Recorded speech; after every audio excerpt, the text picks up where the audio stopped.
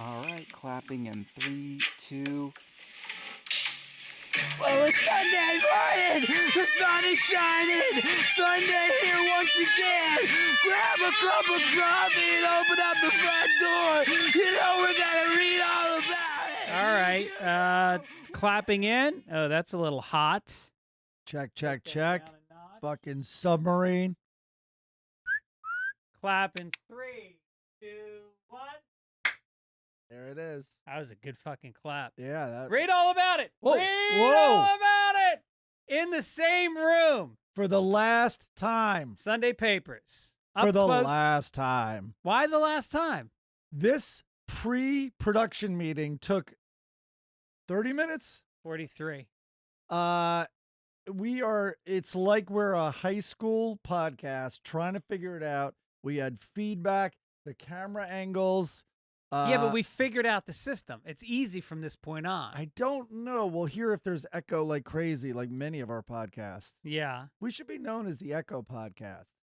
We So sh- nice. They said it twice. We are like, I don't want to sound racist, but Uh-oh. we are like being left behind as if we're Aborigines or something. We're still using wooden tools. Like all the other podcasts have like beautiful sets. Yeah. They got like 5 cameras, Right. high def. And we're sitting here with these fucking Shure $100 microphones. We're getting new mics. We're getting new mics. Chris Denman is going to send them to us at some Yeah, point in our He's lives. going to get them from one of his rallies. I think they have extra ones. Those are bullhorns, aren't they? They are bullhorns. You're right. Yeah. I wonder if they're affixed to the tiki torches, so you can just hold your tiki torch and it holds your bullhorn at the same time.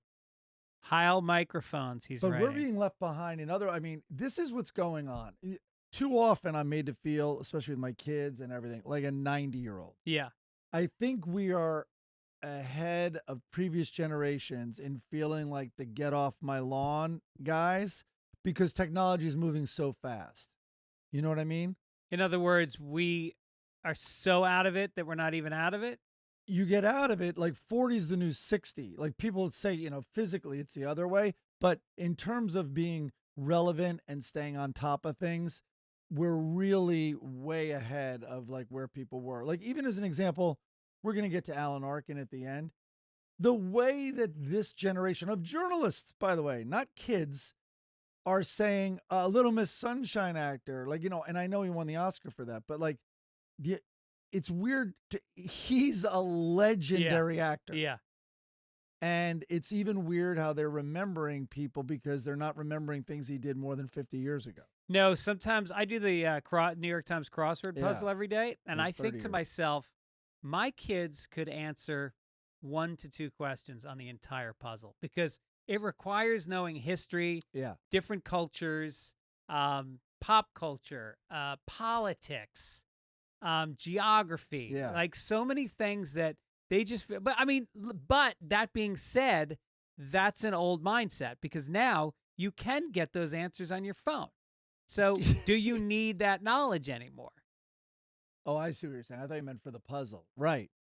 Well, I mean, my name recall is continuing to get worse. And Right. it's not just because of age. Right. It's absolutely because you Name have each that. of the musicians in Led Zeppelin. Oh, right. Well, Page, Bonham, Plant, and John Paul Jones. Okay. Right. I can do. No, there are things like that. But by the way, I'm very afraid of. So we're going to talk about what we could talk about right now. Louis Capaldi. So that went viral this week. Did you see that? No, what's that? Louis Capaldi has a hit song, and he was at Glastonbury. Oh, I did see that. That was amazing.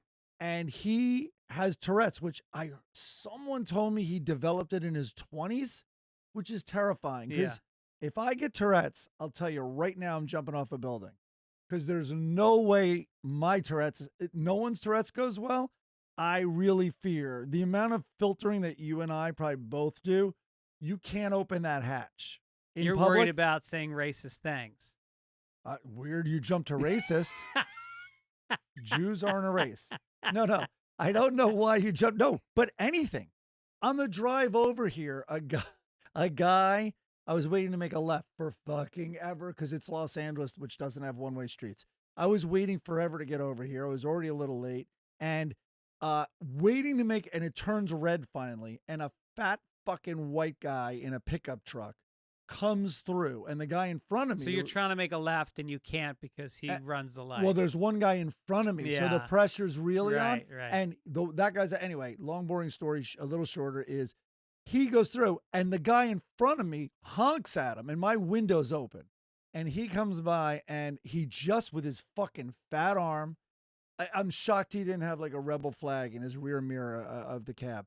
He just smiles and waves. Like, yeah, and fucking, he's sitting back with that posture, just like a fat fucking, comfortable with everything. And he waves. And I literally I had to almost literally bite my lip. I was just going to be like, what could I, without really blowing a gasket, I was just going to be like, lose weight. And I figured that would be enough to get me shot. Yeah. And I held back. But if I had no filter, that would have been so far down my list of the things I would have yelled at this fucking guy. Right. Or Tourette's is physical too. So anyway, Louis Capaldi has Tourette's, which was also physical, and a lot of tics were coming out. And he couldn't sing. And it was this heartwarming moment. Go find it if you haven't seen it, but you probably have. I mean, well, if people don't know, Glastonbury has, I think, 200,000 people in the crowd. Unbelievable how big it is. It's a sea. It's a field. I mean, it's unbelievable. So, and everyone started singing along, knowing what was going on, to support him. And he would try to come back into the song, and it would last like a syllable or two at times, and then he'd walk around. And I had this thought that this is what Joe Biden needs when he can't talk. This is what he needs. I rebuilt the infrastructure. Yeah. We put COVID behind us. He has usually 2 teleprompters in front of him, which are that transparent glass. They should turn one and face it to the audience, and everyone should just talk along. Just talk along when old Biden gets his tics and his, God bless him, his stammer, whatever is going on up there. And I think that was my first thought when I saw it. Everybody, the crowd would just have to know to go really slow. Yeah, right. I had no interaction with my son during his negotiations with that Russian company. And then everyone's like, why does it say God bless the Queen? Yeah, well, I mean, that was, if you haven't seen it, watch it. It's pretty moving, and I had no idea. I'd never heard this guy's name before, but I guess he's Scottish, so I guess he's pretty big there. It's almost like, that's almost like a yodel now that I'm doing it myself. It's almost like a... It sounded like the Numa Numa dance. Yeah, it did a little, but I think he stole a couple of those chords. Ah. He'll be sued. Everybody, and he'll win. he just, what was the case that somebody just won? It was... Yeah, the little redhead. Yeah, Harry Styles. Nope. No, I always confuse Harry Styles with that other guy. Here's my name recall, which I don't have. No. Ed Sheeran. Ed Sheeran.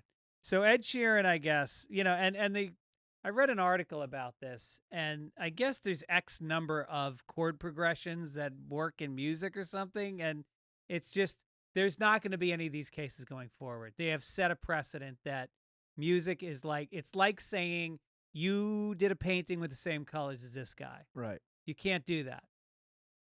Yeah, not quite, but right. Because the chords are the structure. So it's like, hey, you're painting houses like that guy. Right. It's even more than that. But I've heard both sides. I did hear musicians say it's a little bullshit. Like he's not being fully genuine in how much he took. Well, I don't know. He By played the way, the song. I don't have an opinion on it. He played the song live and then segued into playing the song that he stole at a concert one time, and they had it on tape, and they used that as evidence, but that didn't do anything. Oh, that's pretty interesting. Yeah, but the Marvin Gaye song that what's his name stole. We should call this podcast "What's His Name." Yeah, that thing. So that one, Robin Thicke. All I know is that not only had the chord structure, the melody, it had the like a crowd party sound at the beginning and horns beeping. It had everything. The only thing they added was misogyny. That's right. And I can't believe they couldn't wiggle out of the court case with all the misogyny that you're the hottest bitch in this place. Right.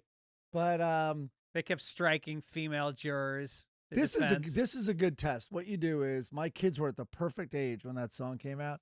This is a test that you should do in court. Get a bunch of kids, play the original, and see if they're like, "Oh my God, I love this song," Yeah. because they have only heard the current Right, one. Right.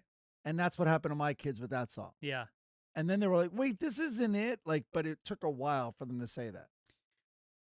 Well, with comedy, it's similar. I mean, you know in your gut when it's stolen, and because there's a spirit. A song has a spirit, the way a joke does. There's something Yeah. underneath the words, and there's an attitude, and that's something that's hard to quantify. But I mean, I had a joke stolen by a woman. I'm not going to say who. She's pretty big. She had her own TV show for a minute. Rita Rudner. Rita Rudner stole this joke about shopping for high-heeled shoes that I had.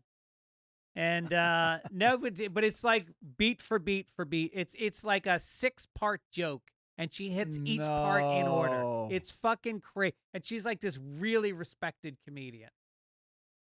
Oh, wait, I know someone who does that cascading punchlines thing, but I'm not going to say. No, the it's name. not cascading punchlines. I just mean that there's different beats to the Oh, joke. okay. Oh, all right, all right. Yeah. It's not like tag. No, tag. no. That's Wendy Liebman. Yeah, Wendy Liebman, and She's great. she's amazing, and she very much was inspired, and I mean this in the best possible way. She did not steal. Wait, we're not talking. That's not who it is. I didn't guess Well, correctly. no. I'm saying Don Gavin originally was the guy who had the cascading punchline. Yeah. Oh, okay. But so many people, Lenny Clark, Tom Right. Cotter, have all they've been inspired by that in a way that it's not copying it, but it's almost like you. well, Ellen DeGeneres with Jake Johansson. Oh yeah. But that's Jake different. Johansson that's, was the voice. That's stealing his voice. yeah. Wendy and Tom, I think, more were like you see it and it you have an inflection of it, but it's not stealing it. Got it. All right. Yeah.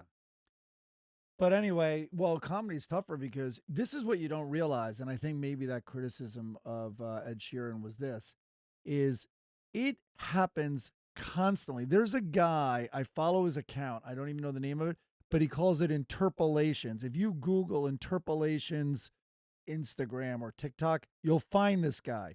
And he's a real music theory guy. And he shows you, and he goes, there's a difference between sampled and an interpolation, which I can't articulate right now. But when he points it out, he's like, and this was found in this song, and this song, and this song. And that's why, if you see the Radiohead album, they share writer's credit. Sometimes it's like, oh, my bad. They add the name without a trial. Right. Without a trial at Sure. all. So that's what they were. I guess that's one of the criticisms of Sheeran. Like, that could have been done. You could have avoided all this. You really can't throw a guy's name on there. Especially, again, I don't know what I'm talking especially about. why Zeppelin. I mean, here's Oh. Zeppelin is they made so much money, and they were taking songs from old blues guys that were fucking down and out. Like And the you don't want to throw lyrics, those guys. too. Yeah. Oh boy. Yeah. Yeah. There's a lot of my friend, Chris Weinstein in New York. He has a Spotify because Led Zeppelin's one of his favorite bands like me, but he's fully aware, and he has a playlist of all the of all the original songs that Zeppelin stole from. Yeah. And there's a lot of people that have this, and there's websites, and it's pretty, and they paid a lot, Right. but they fought it though sometimes. Well, the Stairway to Heaven one, they won. I didn't know Stairway to Heaven was one. Jesus. Oh yeah, Whole Stairway Lot to of Heaven Love, was I a know. huge one. That Yeah. went on for that lawsuit went on for like 15 years. Wow. Yeah. But there's even like when I work 11 to 7 or whatever, and I think Plant changed it from 7 to 11. I'm yeah. very close to getting that right. Like Yeah. it was really pretty bad. I know. And you know what? To be a band, like look at the Byrds with Bob Dylan. Look Yeah. at Joe Cocker with the Beatles. It's fine to cover or Yeah. sample, but fucking acknowledge it and pay it. Yeah. All right, let's move on to the great Rob Moore, who made this great logo for us of Batman. I got to be Batman, and you're Robin. There's a yeah. It does look good that way, I gotta say. You Yeah. have a stronger jaw and everything Yeah, like he did, I and think. you have a boyish face. Oh, look at my tights. But I would say there's a definite move to make me more effeminate lately, and that's reversing a big trend Yes. that went the other way. Well, because I complained about it and people listened. Oh, all right. The song from Adam Copeland is, it's like punk rock meets garage band Meets one take. meets No, thank you, Adam. It's which, very by the cool. way, that's all we need from you guys. Continue, please, sending in your wonderful art, your songs. We fucking love it. It's a big part of this show, and we really appreciate it. All right, I want to take your temperature on this before we get to corrections. Yeah. All right, they found the remains of the people in the sub, right? So the sub thing is over. But I had a thought when the sub was still a mystery and they didn't admit that the thing had blown up yet, that they were all going to fall asleep.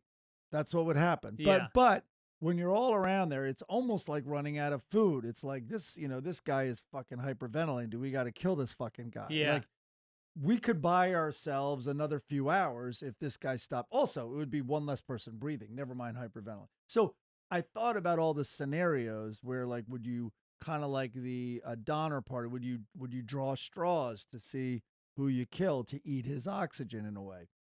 But then I thought about the son who was on there. He might have needed the least oxygen. Yeah. And there's going to be someone technically who needs the least and will survive and go to sleep last. And I thought, if you're that guy and you fall asleep last and you're down there and you know this sub is going to be pulled up, and probably pretty soon they're going to find this sub somewhere, and just like they've already pulled it up. They pulled it up after it imploded. Would you draw dicks on everyone's faces?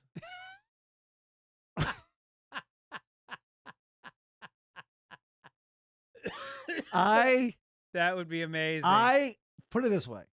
I would literally die laughing because I would be laughing using up, because Yeah. I would be moving like I was at the top of Everest as I'm drawing a dick on the guy's forehead. I'd be like, every step just takes there's no oxygen.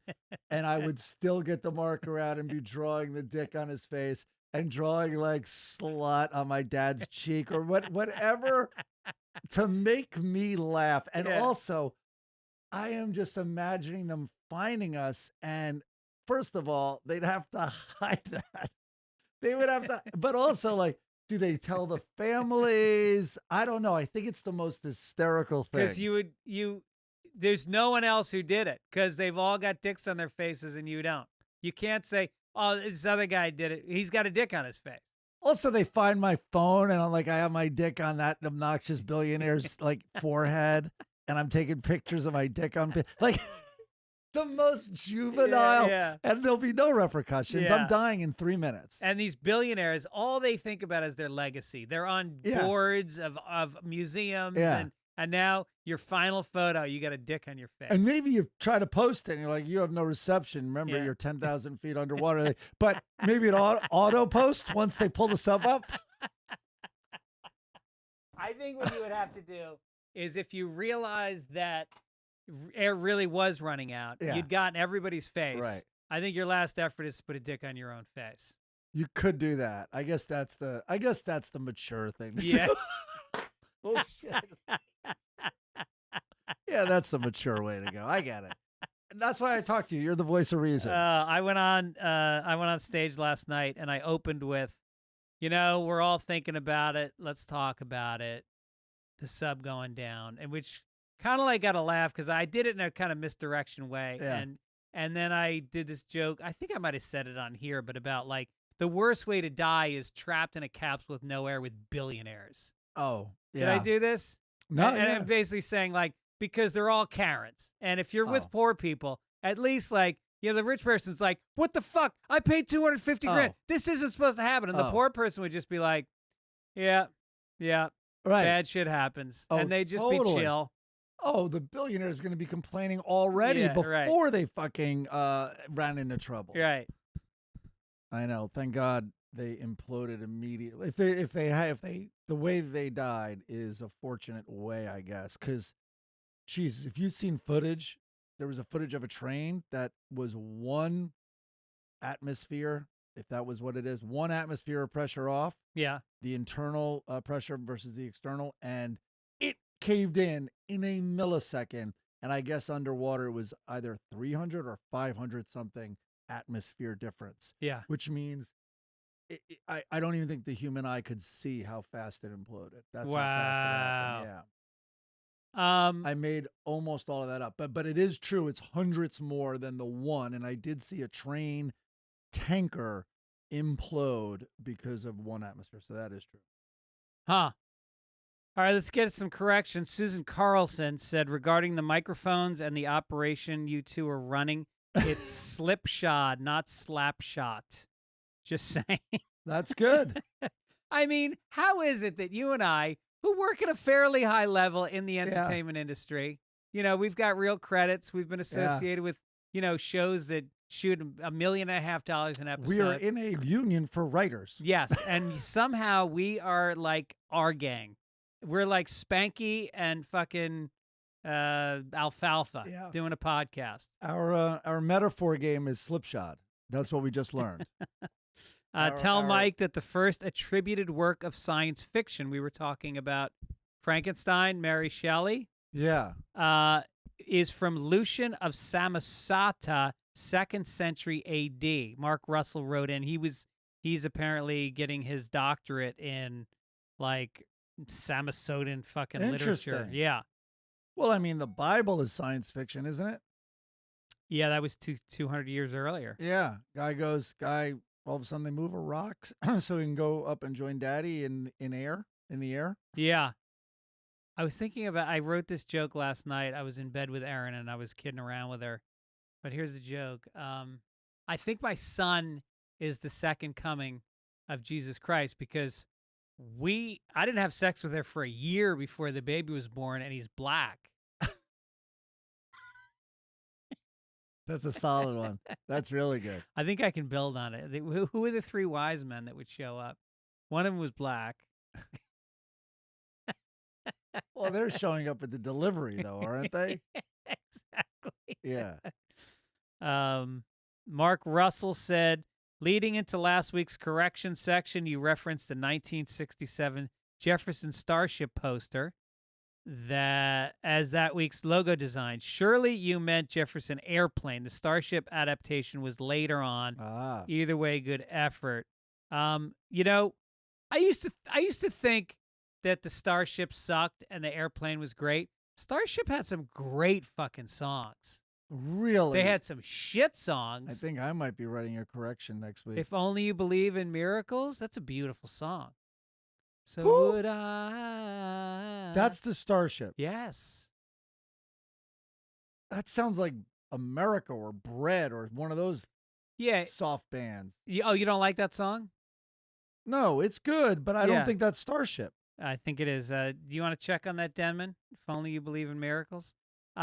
We Built the City on Rock and Roll is one of the worst songs ever recorded. Thank God you just said that. Yeah. I was on the edge of my seat during that short sentence. But I think Grace Slick was involved in both. I thought that they named themselves Starship because they lost her, but she was in both.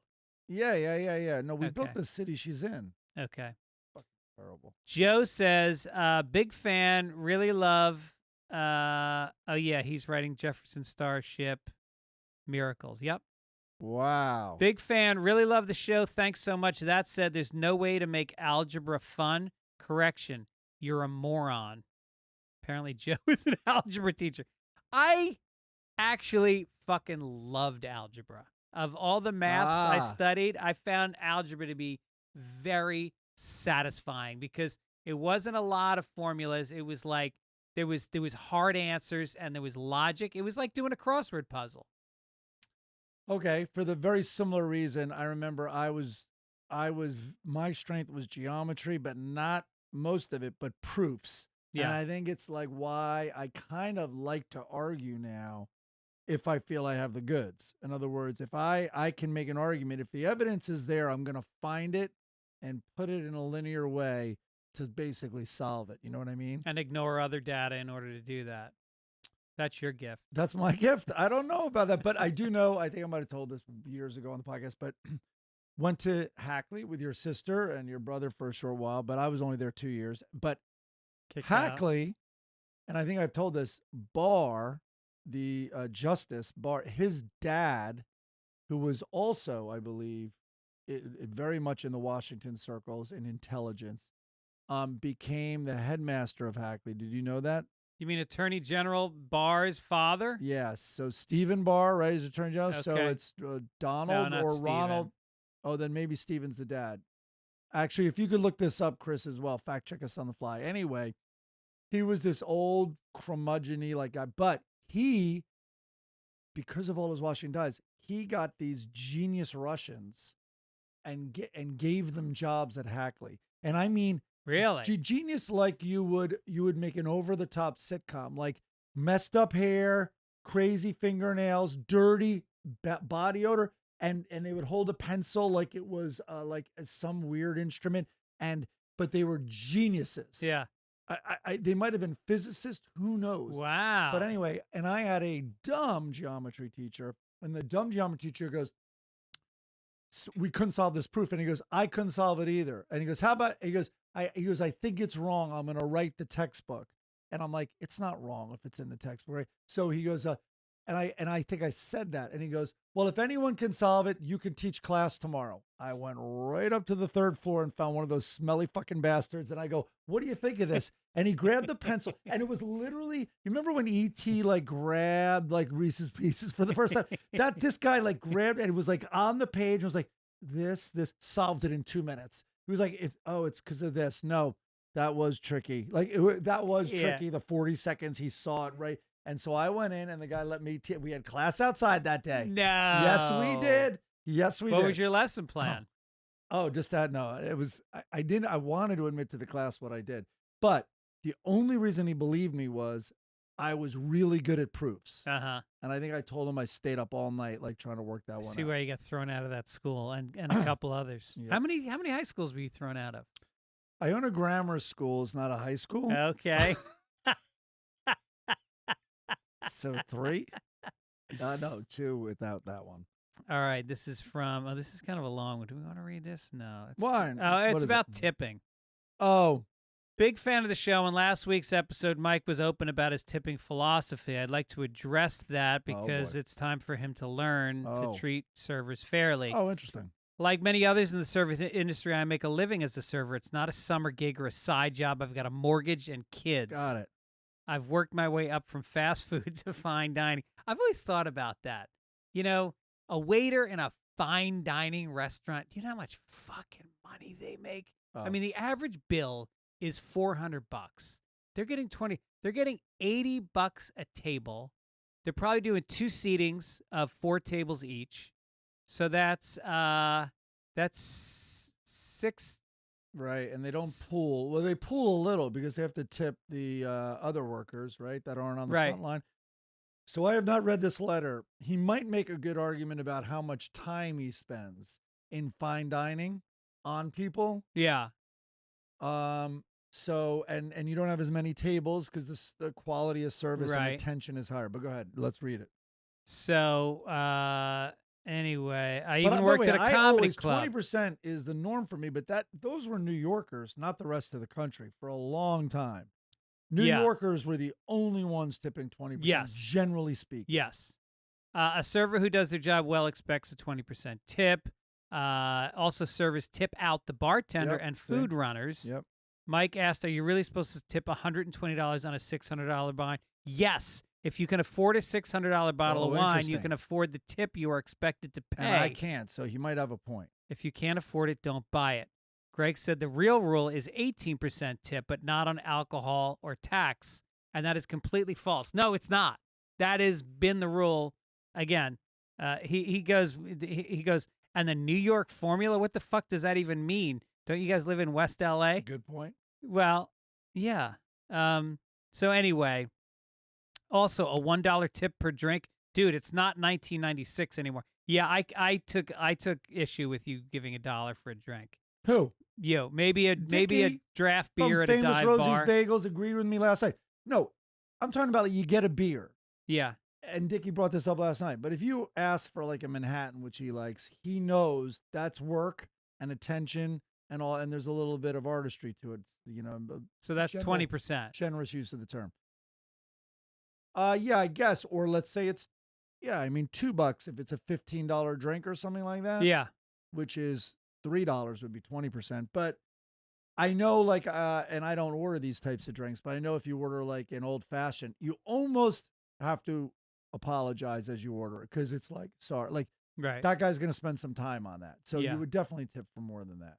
Yeah.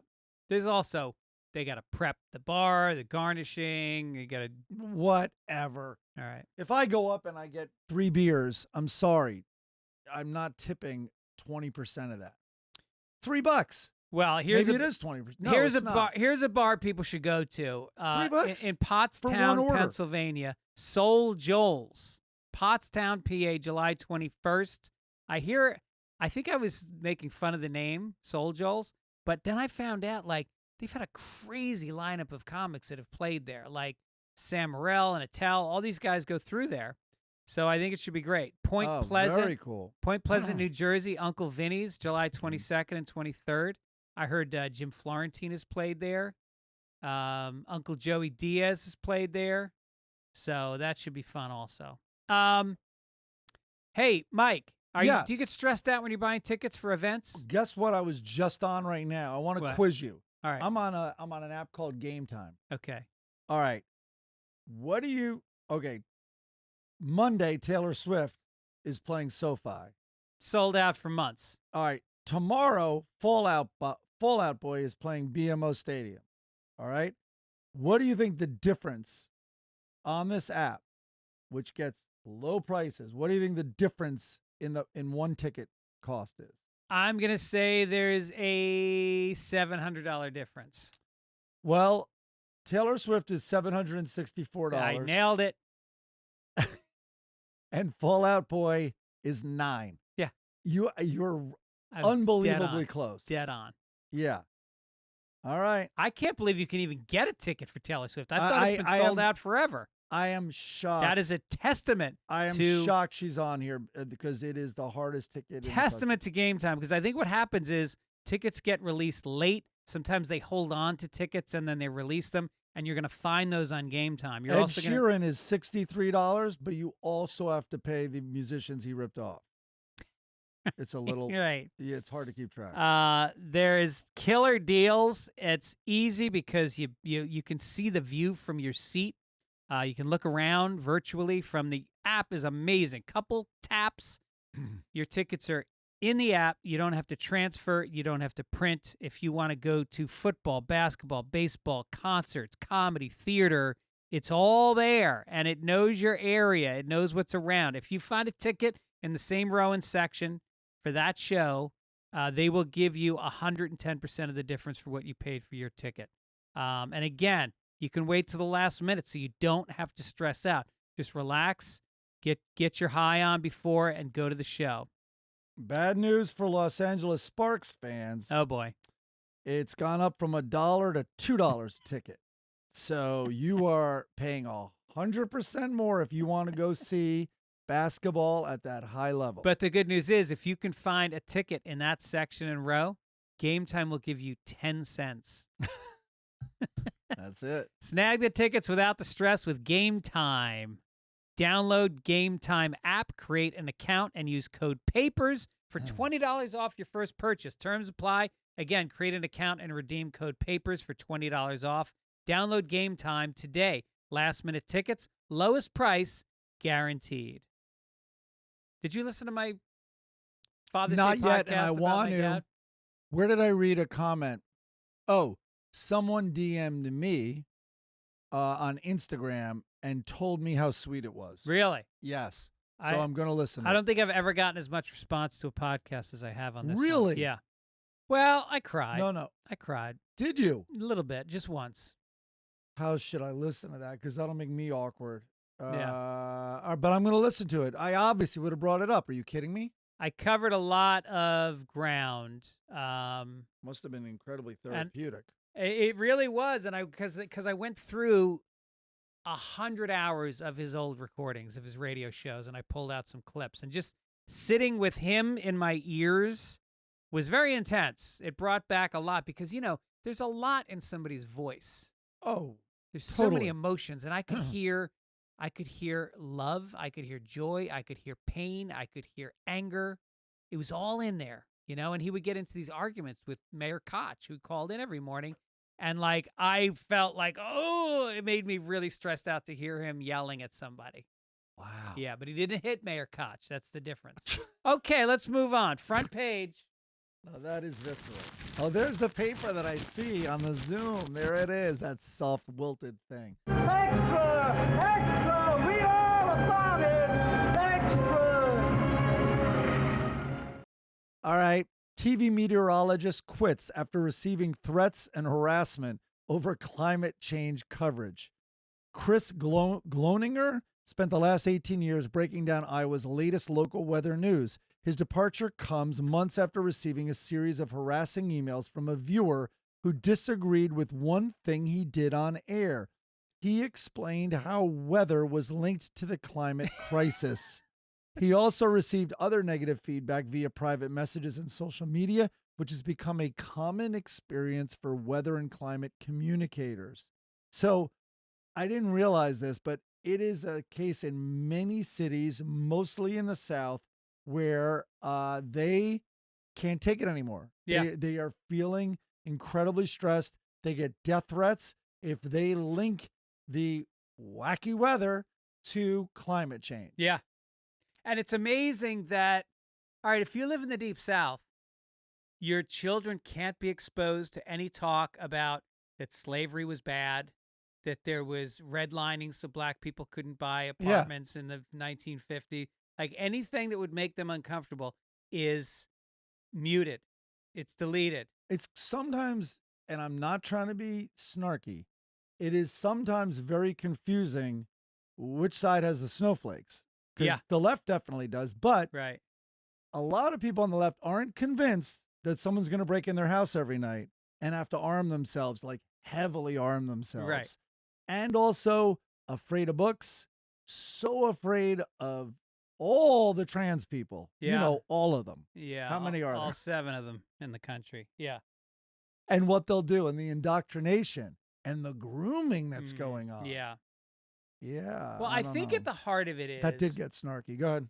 Well, at the heart of it is for people that are so anti-drag or trans, is it immoral to be gay? Because it started out as being about trans athletes. That's where this began, which there's 2 sides to that story. Absolutely. I mean, Nope, there's one for me, but go ahead. well, right. For most people, there's one. I see 2 sides Yeah. to the story. But so I get there's an argument there, but it has trickled down to this is what happens with public discourse. It gets grabbed on by the media on either side, right or left, and it gets blown up and it gets oversimplified, and all of a sudden you've got anti-gay sentiment in the country. Mm-hmm. It went from trans athletes to trans to drag queens Yeah. to just gay. Right. And that's really sad. Well, gay athletes? Gay people.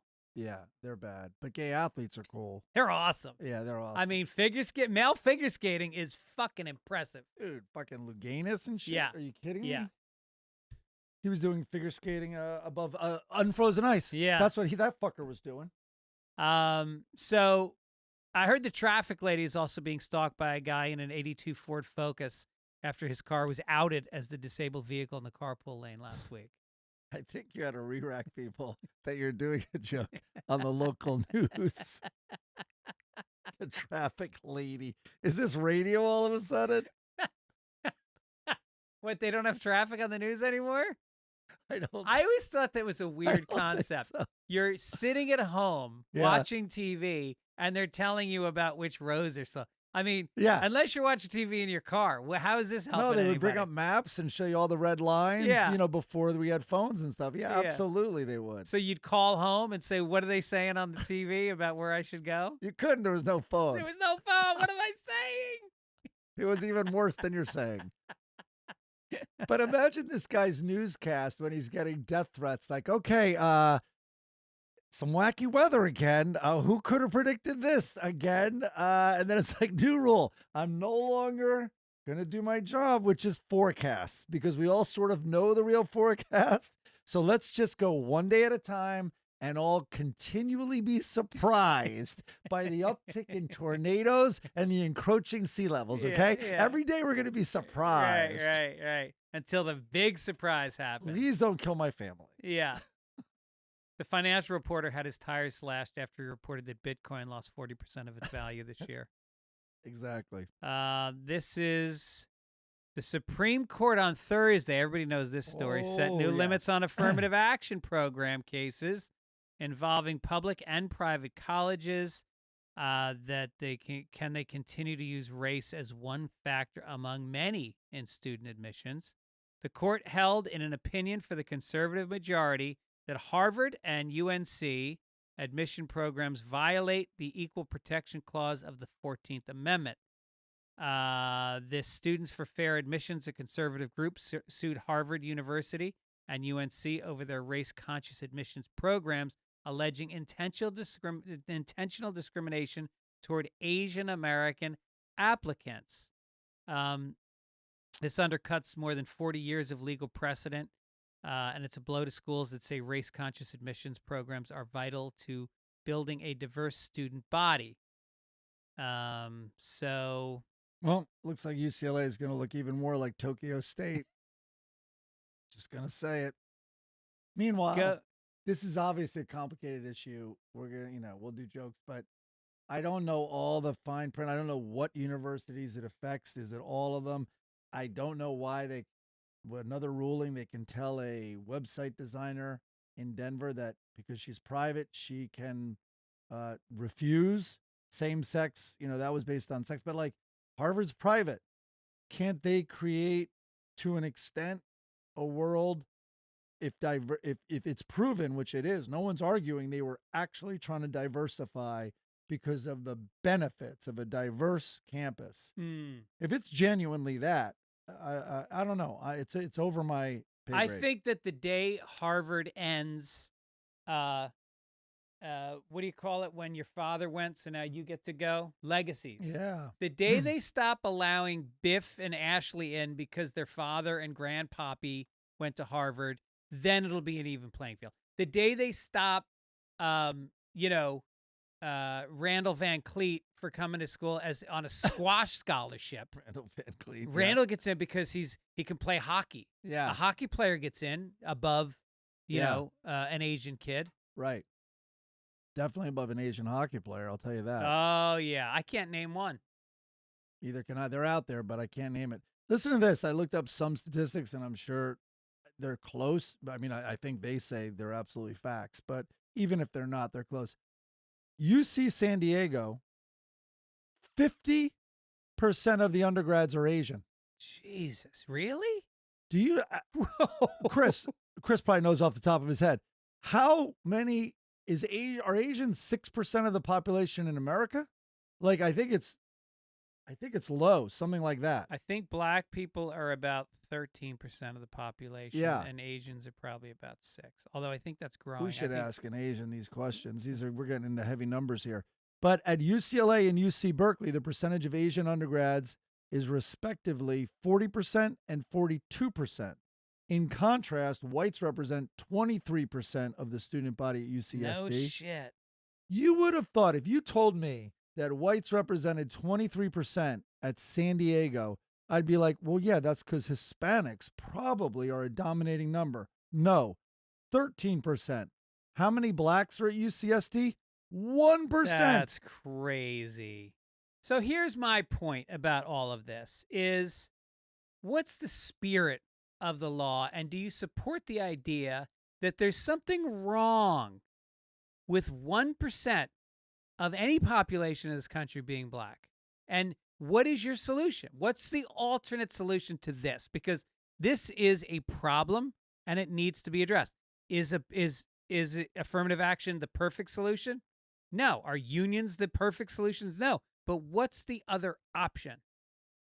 I mean, I think it should be in they're not saying it's the leading factor and whatever. This is not the podcast where we're to solve this or even talk intelligently about it, but it should be one of the factors. I don't understand how that argument can be rejected. But the Supreme Court also makes, yeah, I nailed it. Asians are less than 7% of the U.S. population. Wait, is that height? So I think, and the Supreme Court, by the way, sometimes the rulings are not what they seem because they're being very technical. You know, it's an interpretation, or they've kicked it back to the states, or whatever it is. And again, it's above the size of my brain to tease all that out. But I mean, maybe it's, you know, sometimes I think the Supreme Court, I know they would deny this, but are kind of like, figure it out. Yeah. You know what I mean? We have to take this stance, but Jesus Christ, figure it out, Right, will you? right. And I know that does happen because they've done blind studies, if you can say that word anymore, where, By the way, 1% are blind. people have changed their names I have a hard time studying. to a more stereotypically white name, the same application. They've done name changes, and there has been a correlation to like letting whatever the desired group is, that group got in more. All right. Well, yeah, so Well, I don't this know. ties into this next story. You want to read Well, this? I just wanted to do this wedding website lady, which was another Supreme Court ruling. A graphic designer who wanted to expand her business, create custom wedding sites, but did not want to create such websites to celebrate disgusting same-sex weddings. I might have added that word. Citing her religious views as a Christian. Lori Smith, the designer, saw the case through a lens of free speech. She said the government was forcing her to create a custom product with a message that violates her religious views. So, this is what I've been reading. The defendant, because she's suing, the defendant who allegedly asked for this website, which caused this lawsuit, did not even know his name was on until he got called by reporters this week. And he goes, you might want to know this. I never asked her to create a website. And it's not mistaken identity, by the way. And also I've been married to a woman for 20 years and I'm not gay. So this is insanity to me. Wait, was the guy Tom Cruise? This is insanity. I don't know all the details, but what I just said is true. I don't know if it's like then a hypothetical, which is all the court needs, and Right. they can rule on like, Yeah. does she have the right because of religious, you know, like is it encroaching her religious views? But it seems also, how about a figure it out for this fucking Karen? Like, just figure it out. You can maybe drag your feet on a gay, you know, wedding site, and Yeah. just be bad at your job, or just say no. Find a way to say no, like so many discriminating people do. Well, first of all weddings are gay. You know, any guy that has to dress up like his friends and wear cute little collars with wingtips on them and shiny black patent leather shoes, that's pretty gay. And what wedding planner isn't gay who's Right. male? Exactly. Is there ever been one? Right. I wonder what the divorce rate is for gay marriages versus straight marriages. Denman, why don't you look that up on in your little book that I know you have under your I desk? bet he's going to sue us saying Yeah. he does not want to be forced to Google Oh. gay issues. Right. The boys might check his computer. Yes. The boys. All right. Speaking of boys, this guy, Darius Bradford, 48-year-old man from Plano, Texas, has been sentenced to life in prison. He was convicted on 3 counts of burglary of a habitation with intent to commit invasive visual recording, which is literally he was shooting up women's skirts with a video camera. And he's going to jail for life. 23 different women on 47 different occasions. And I guess I think he worked in an apartment building. He was an apartment manager. Yeah. And he put a cell phone in the bathroom. Okay. So we forgot his cell phone. Oh, yeah. He didn't forget to jerk off to it in the other room. Maybe it was a plea bargain. Like, listen, you can put me away for life. Just let me have my videos in there. I need my stories. Oh my God. Life in prison for upskirt shots. I mean, I know. the bar for getting life in prison is getting lower than this guy's camera angles on the escalator at the Galleria. Thank God it's not an international situation where massage parlor hidden camera guys are put away for life. Right, Greg. right. All right. We all have our genres. Can you pan down to the feet? And but here's the thing. We have too many people in prison. We have people that are actually dangerous on the I don't think street. this is going to fly well with a lot of people. You're taking his side, it sounds. I'm not taking a side. I'm just saying, is there other solutions besides prison? What about Blinding him. read the script? No. I literally wrote that down. No, you An didn't. operation where he is Oh partially my God. blinded. Yeah. It's like castration. Yes.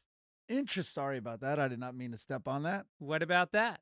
I like that. I don't like that, actually. No, come on. You can't do that. What about just no phones for him? No phones. Flip phone. Yep. You find a way to communicate without a camera. Take his forearm off. Then he can't jerk off. He can't reach. I think he'd be like, I'll take the blind. I got it all up here in memory. A social media user waiting to board a Southwest flight recently cried foul in an apparent pre-boarding scam involving wheelchairs. The oldest trick in the book. Passengers are known to get antsy boarding and exiting planes, but Paul on Twitter complained about how some fellow flyers are possibly attempting to game the system by requesting wheelchair assistance in order to be the first ones on the flight. I won't read his tweet. But And again, they get a seat while they're waiting also, instead of standing by numbers right. like cattle. Yeah. And you got to find your letter A. I'm always C. Always yeah, C. This is the BS line. Oh, by the way, what they do now with Southwest, if you want to get in Group A, you have to pay $35. This is supposed to be this, egalitarian, fair playing field, and now they're fucking rigging it. I flew with Kilborn once, and it was for the show, but we had to on Southwest? No, I know it sounds weird, but it was like a short run, and that was just the easiest. Maybe we were going up to San Francisco or Oakland or something, and it was just the easiest. And we're like, and he's actually kind of low maintenance. But when we walked on the flight, people were already seated in the front, and he just goes, it's not first class, right? It's not first class. He said it to the first 3 rows. That's hilarious. Yeah. So I remember when I was performing at the Montreal Comedy Festival one year, and my flight got delayed in New York. So I got there late, and I was performing a big show that night. It was a TV taping. And so I got in touch with the festival. I said, I don't know if I'm going to make it. And they said, when you get off the plane, before you get off the plane, request wheelchair. And so I did, and they fucking wheeled me through. And then when you get to, customs, right around all of it. And I got through the entire thing in about 10 minutes. Everybody else was on this hour-long line. Got in. They fucking grabbed me, put me in a van, got me to the show. I walked on stage and fucking bombed. So bad. Howie Mandel was the host. And I did so bad. And there's like 3,000 people in the audience. Karma. And I eat it. And these were bad crowds. Montreal has this thing called the Gala, and they started at like 4:00 in the afternoon, and the whole crowd is old. Yeah. And then I went on at like 9 at night. They'd been sitting there. And so I fucking tanked so hard that I literally, Howie Mandel went off came up on stage to shake my hand. And I go, Howie, can I do that again? And he looks at the audience. He goes, come on, everybody, give it up for Greg Fitzsimmons one more time. And I did this bit where I shit on Deal or No Deal. Yeah. And I talked to, you remember that bit I used to have? No, but I know I used to have this bit about how, all these coke whores were, anyway, and it kind of killed. And he came up and he shook my hand and didn't look me in the eye. It's like after the first one, like, Howie, I have an idea. I'm going to flip this. You're not going to be supportive, but they are. I have an idea. Just let me try it. This is, so my dad pointed out at one point he was dropping me off at the airport. I visited him in Palm Beach, and that's the Palm Beach International Airport, which is in West Palm. PBI. And obviously it's a giant, you can almost call it a shuttle to LaGuardia for all the New Yorkers that come down there. And we walk by, I'm like, whoa, because it was a line of wheelchairs. And I just go, whoa. He's like, oh, man, you don't know about that? I'm like, what? He's like, oh, that's called the Miracle Flight. I'm like, what? He goes, oh, it's a miracle. It's also on the way down here. He's like, about like 20 wheelchairs go in, and by the time they land, they're walking. The pilot is also like one of those televangelists. You Yeah. walk again. You'll walk again. And he goes, everyone down there goes, oh, no, I'm taking the Miracle Flight at like 4:10. Like, it's that common. Hilarious. It's that common, yeah. They can walk. You should have to show a placard. You should have to bring your handicap placard from your car to be able to get a wheelchair at Right. the airport. I remember I did something like you. I took advantage of it when my Achilles went. I had the boot. And then you just go up an elevator. I forgot, but in the airports, yeah, I absolutely got special treatment. They didn't make me stand online like I should have. God, I'm always talking about cutting the line, taking advantage of my handicap know. status. Yes. Remember you cut the line on vaccines? That was Gibbons. You confuse us so no, much. I think it was you. Oh, no, right. He got us through. But yeah, I did. Yeah. You didn't? I did not. No. I don't know about that. So, I told the guy I didn't want to do it, but I did show up. Denman says divorce numbers are very low for homosexuals, but expected to grow. Is that a joke? I don't know if that's I don't know. Not a joke, he wrote. You can never tell with Denman. Well, he's certainly not talking about a boner. If it's gays, he can't. He has a little filter in his head that doesn't let him go there. Oh, he's saying they haven't been legally married long enough for numbers to net out. They've been able to get legally married for 20 years. Is it 20? Not in St. Louis. 10? I don't know. When is gay marriage expected to become legal in Missouri, Denman? Well, they can get married, but instead of throwing rice, people line up and they throw rocks and bottles. That's what he says. Hopefully never. And I'm not making that up. That is literally what he wrote. All right, our next story, JizzLane. Yeah. Disgraced former socialite. Is it GizzLane or JizzLane? JizzLane, I think. JizzLane Maxwell has been nicknamed Prison Karen Socialite's generous. Go ahead. after filing hundreds of complaints at the federal prison where she is currently serving a 20-year sentence. Why is she only in for 20 years? She facilitated child rape for 20 years. I wonder if this is part of the, of course it is. If you're the defense attorney, you're like, they want, say, life, right? It's like, after 20, she'll be 81. Come on. Yeah. So I think that is a consideration. She was found guilty of child sex trafficking with her former lover, Jeffrey Epstein. That's Yeah. also overstating it. Since being imprisoned in Tallahassee, she's filed 400 complaints ranging from criticisms of the food. You think they give a fuck how good and bedding, the thread count on the sheets, to frustrations over the lack of black hair dye. What? I think you don't want to be attractive in prison. Is it for her pubes? Every aspect of prison life offers an opportunity for her to play the victim. She creates constant drama for staff and inmates alike, the source says. Maxwell is coaching other inmates in filing complaints with the hope of causing mass lawsuits. The sources claim that her end goal is to be transferred from Tallahassee to Danbury, Connecticut, where it is a smaller, mainly white-collar criminals, and she thinks she can get there by causing as much hassle as possible. Well, Greg, it's the old adage, the squeaky rapist gets the oil. That's right. They say that. Yeah. They say that.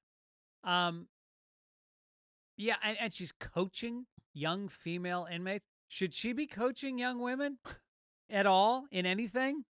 She's an influencer still. Yeah. How can the prison in Danbury be whiter or more white collar? Is that what they said? Than Yeah.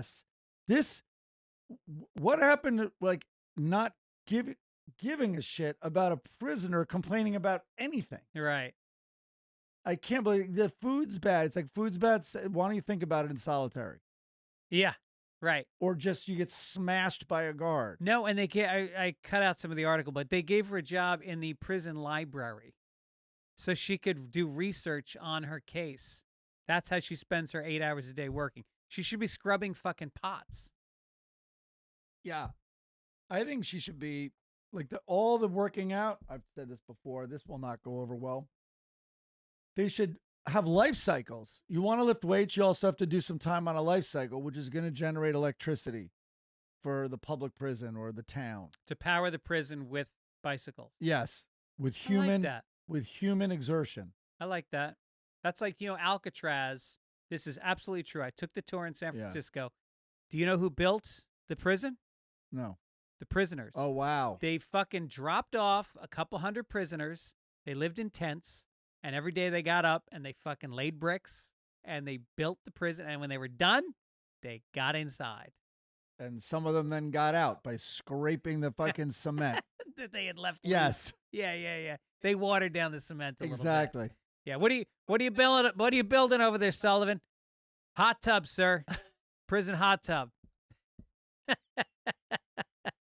Yeah, this sounds it sounds a little weird. But yeah. And also if you're bench pressing all day or that bench press is being used all day, well, hook it up to something that's generating power. That should be the resistance. Do you think that they could do that at a spin studio? They have, because I used to shit. think about that idea, because I went to a few spin classes back when I was misguided, and I'm like, it was so rigorous. The whole class, the building, the room seemingly was shaking when everyone was standing up and pedaling like mad people. And I'm like, these are all generators. And so I think some people have tried to do that. They try to be off the grid because these cycles are generating the electricity for which are saved in the batteries. Will there be a day, and I hope there will be in the future, where you can power your laptop by jerking off? Wow. It just needs movement, right? They have all those things that float and just the tide and the waves moving them. Right. And the clicking. So if you had something that clicked because your wrist keeps going near your torso, say. Yeah. That would be a lot of energy. Yeah, and it's got to reach Japan. That's the thing with my internet. I'm jerking off. It's got to reach Thailand. Maybe in prison, that peep show upskirt guy can work on this idea. All right, let's get to some good news for Gibbons. All right, here it is. This paper is really gone.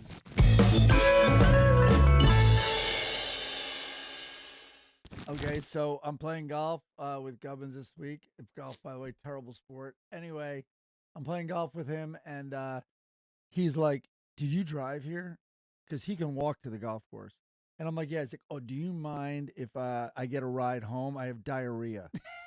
That's exactly how it was asked of me. That's exactly how it was asked of me. Wow. And there's a bathroom, obviously, there. Yeah. Did he make it? Did he make it home? I think I didn't smell anything. He was running into his house. Wow. Thank God it's a very short ride. Damn. But yeah, that's a friend. I did that. Yeah. And I have a tarp in the back. I can't believe I didn't throw it on his seat. I know that tarp. There's a famous story about that tarp we won't get into on the air. It's for surfboards because Yeah. this disgusting sand and everything gets everywhere. There's also a story about Gibbons on the golf course yesterday where he was such a pain in the ass that I literally thought about taking a break from playing golf with him. I'm so tired of him from the time he takes his club out of his bag until he hits it. You are expected to be completely silent. He'll say no. He's probably furious listening to this right now. I'm trying to relax. I want to go to the golf course and just have fun, have some laughs, get some fucking sunshine, hang out with some friends. And he is yelling at the top of his voice that you were talking. He hasn't even taken his practice swing yet. Right. I don't fucking need that shit. I bet him listening to this right now, he's shitting my car. Ugh. That's how angry No, he is. and then the yelling about, is this guy gonna hit up and are they playing slow? It's just constant. It's like it's not relaxing. Chris is listening. It's his future co-host. Can you just We got to make that happen. sugarcoat this a little bit? Right. Sugarcoat the diarrhea? Let's get to entertainment. You got it, pal.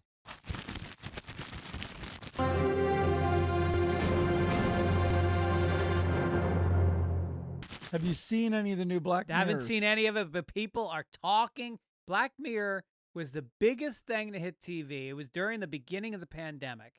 Everybody, or was it even before the pandemic? it was well before, Yeah, actually. yeah. Because I remember I was at Corden, and I was working with a lot of Brits. It's a British show. Oh, right. And it had already played there, but I came into work kind of like, have you guys seen? And they're like, yeah, we're well aware of it. Like, Do they have American accents? huh? Oh yeah. Well, when they're mocking me, they Yeah, did. yeah. Yeah, we did. Yeah. So, but the new one, there's one with, of course I won't know, but Jesse from Breaking Bad. Oh. Yep, and I liked that one, although that's all I'll say. But it was a very good, it's a very good, basically a Twilight Zone. A Twilight Started Zone in with love. 2011. Yeah. Yeah, but I mean, it's almost like 2015 is the first time I saw it. It might have been the first time it was in America. it's so intense that it's one of those shows, one of the few shows you truly cannot binge. You need to watch one, Yeah, and then you need to watch some fucking Ted Lasso or some lame, horrible show like that afterwards. right.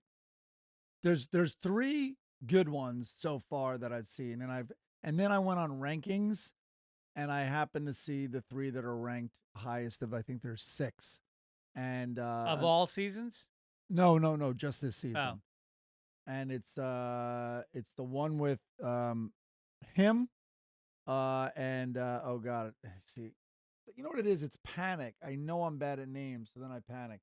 But it's with Jesse from Breaking Bad, and he's basically an astronaut, and with Josh Hartnett, who is making a comeback I haven't seen Josh Hartnett in years. It's those 2 guys.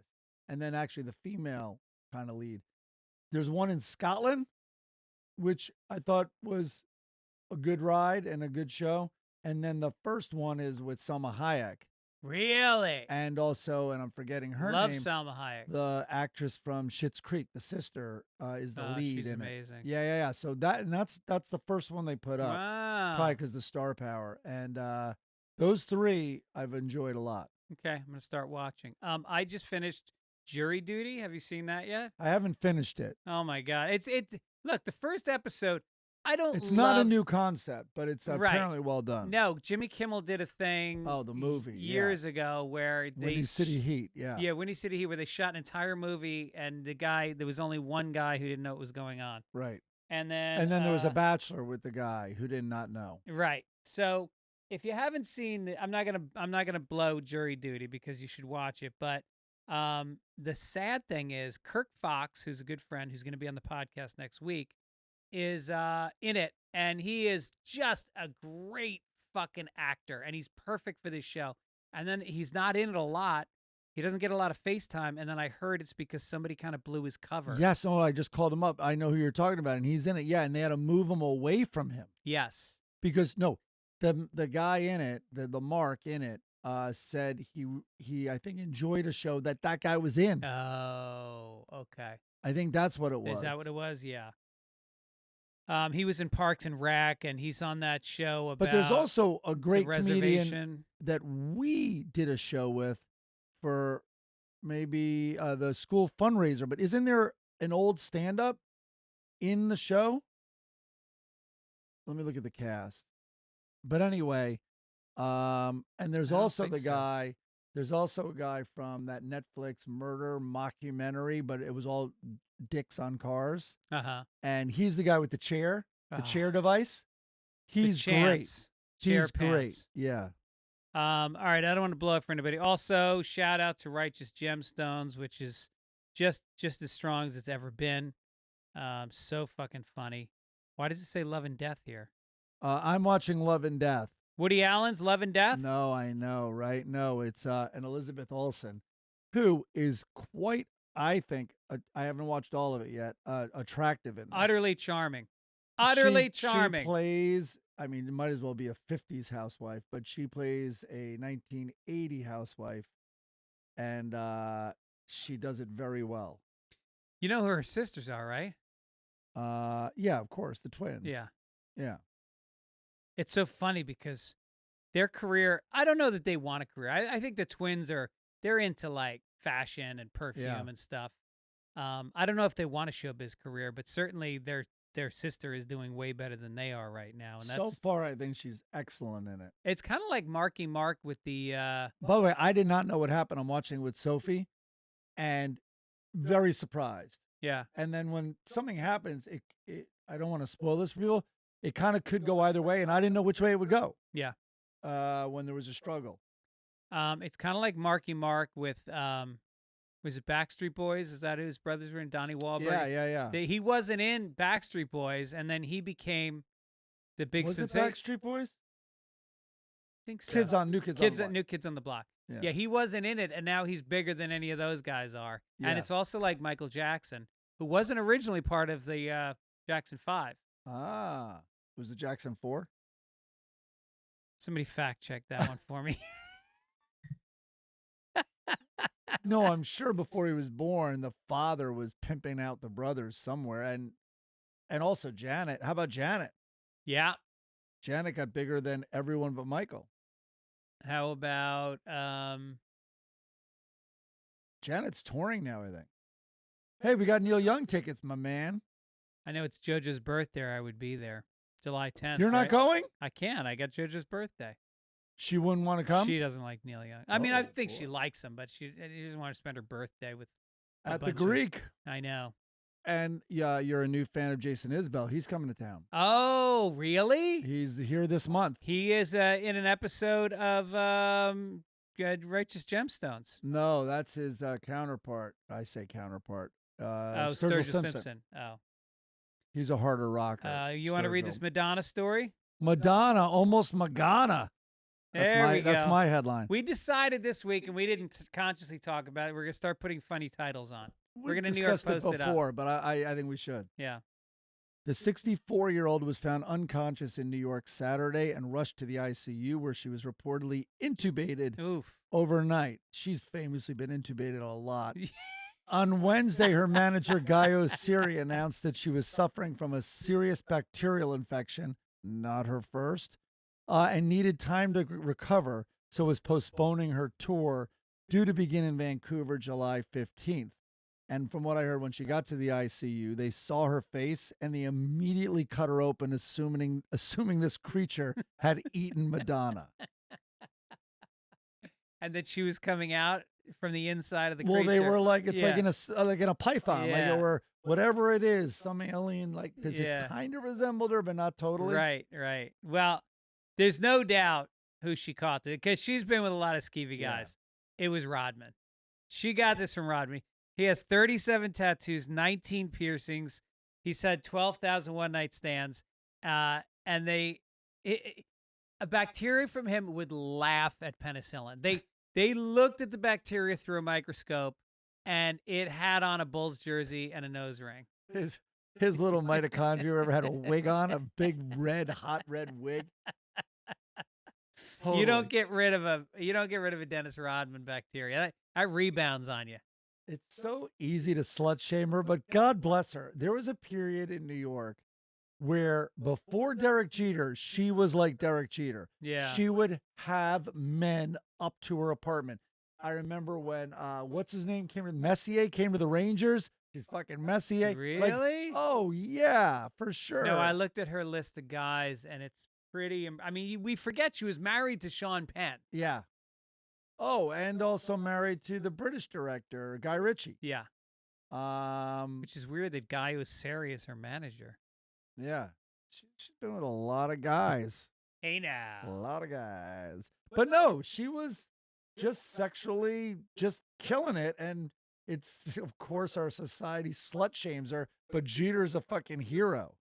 Meanwhile, what a slut that guy is. Yeah. Or was. Yeah. Hopefully. Well, you know who else Madonna was with? Oh. Vanilla Ice. Yes. I mean, relationship, not even a one-night stand. Right. And then I remember shouldn't you have a one-night stand with a one-hit wonder? on Wayne's World or on SNL, they had a thing where they were in her bed, like they gotten into the coveted bedroom of Madonna, and they were there. Swing. That's hilarious. Yeah. Oh, Oh, she was with Sandra Bernhard. of course. Oh. Well, they yeah. were besties. I think that's Kevin's joke, that two women can't be friends without licking each other's vaginas. Oh, then he hates them. This next story, Kevin Costner. Kevin Oh, Costner's yeah. estranged wife, Christine Baumgardner, said she's willing to vacate the plush mansion she previously shared with the actor on one condition: the handbag designer. Isn't that fucking perfect? When you got a trophy wife that she's a handbag designer. Did she stitch it? Did she go out and look for Oh, just patterns go. in downtown? It says design. All right, she's been holed up at the $145 million property, despite their Jesus. long-standing prenup, detailing that she'd be out 30 days after they filed for divorce, which was May 1st. She now says she won't leave unless the actor coughs up more money to guarantee she won't be left penniless. The 49-year-old wants the Yellowstone actor, 68, to agree to pay any support fees, whatever. She wants more money to get out. Wow. Did you hear her complain? So I read a little bit about this. I guess the filing surprised.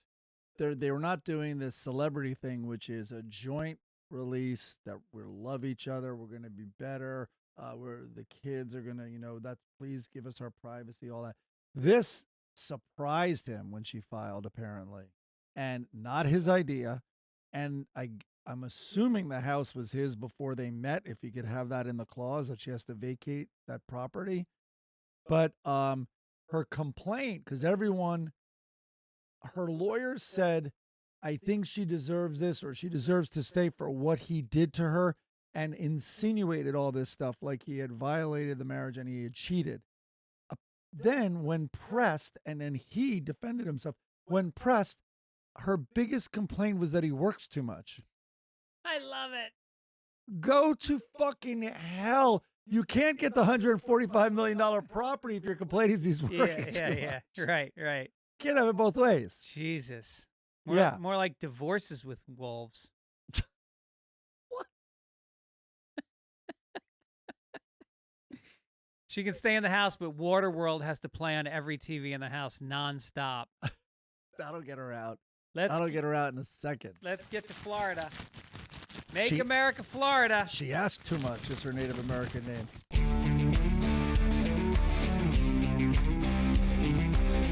Here it is. Young Florida man charged with animal cruelty, wait for it, for using a baby gator to shotgun a twisted tea. Is this a scene from South Park? That is like a what is it? Yeah, like a Mad Lib. Like I Yeah. thought of how I could do it, Right. but you couldn't even come close to this. The twisted tea is such a nice detail. So the Florida Fish and Wildlife Conservation Commission has charged a Plant City miner. Oh my God, he's a miner on top of it, with animal cruelty after seeing the worst kind of clout chasing video, never heard that term, circulating on social media. The video, recorded last Thursday in a Hardee's parking lot, the details get better, shows a group of teens handling a juvenile alligator roughly. One uses the gator's teeth to puncture a can of Arizona twisted tea, then shotgun the alcoholic beverage with the young reptile still clamped to the aluminum can. Wildlife Rescue and Rehabilitation President Vernon Yates said, "This has got to stop." And then there was a subheadline on the article that said, "This isn't the first time we have written about this." What the fuck? Wow. This has got to stop. The thing that no one has ever seen before, but I Yeah. guess in Florida you have. Well, now it's a living meme. Now it's going to be something all Florida kids need to do when they drink their twisted tea. And meanwhile, they charged the teen. The alligator was like, "What's the problem? Twisted tea rocks. These guys are totally awesome." Next week, they said I can gangbang Clem's sister. He's on the ride of his life. He could be in a fucking swamp right now, getting eaten by a python. I did read one of the details. They said they think the alligator was traumatized because after they chugged it and they got it off the can, they dropped it to the ground. And normally that would mean the thing scurries like a motherfucker out of the Hardee's parking lot. And apparently it hit the ground and just stood there. Just stood there for way too long before it even moved. It was probably like we are. What the fuck are you thinking? Yeah. Or who's next? I wanted the mom to come charging out of the bushes. Well, thank God it wasn't Bud Light. That's what his parents said. That's right. Let's make Florida Australia. Here we go. With the crinkle. In Sydney, Aaron D'Souza is sure if he builds it, they will come. Oh, Costner tie-in. Not ghostly baseball players, but athletes of another sort. I had to fact check this to see if it was real. It certainly is. He wants to, though, and the other sort, I'm slaughtering this. Let me start again, so in case we do this with a promo. Aaron D'Souza is sure if he builds it, they will come. Not ghostly baseball players, but athletes of another sort. Those who compete with an edge. The Australian-born, London-based businessman is president of the Enhanced Games, a sort of Olympics, but without drug testing, which he says will obliterate all the world records by unlocking human potential. Wow. This is like the opposite of the Special Olympics. It's the very Special Olympics. The Enhanced Games has its own website featuring a video that purports to show the, quote, fastest man in the world. He has broken Usain Bolt's 100-meter record. No shit. He has unlocked his body's true Whoa. athletic potential, the website says. But the world isn't ready for him. The Olympics hate him. He has been vilified. He will be vindicated, says the creator. So this, for our young listeners, it's literally an SNL sketch called the All Drug Olympics. One of the famous sketches of all time. Which was Dennis Miller in the news through to it, to where the All Drug Olympics was taking place in Bogota, who was the host city. The logo was the 5 pills instead of circles. There were 5 pills. And then Kevin Nealon was on site where a lifter was going to deadlift 3 times the world's record. And he, remember the sketch? Yeah. He pulled his arms off and blood was shooting out of his shoulders. And Kevin Nealon said, I think tomorrow he's really going to feel it.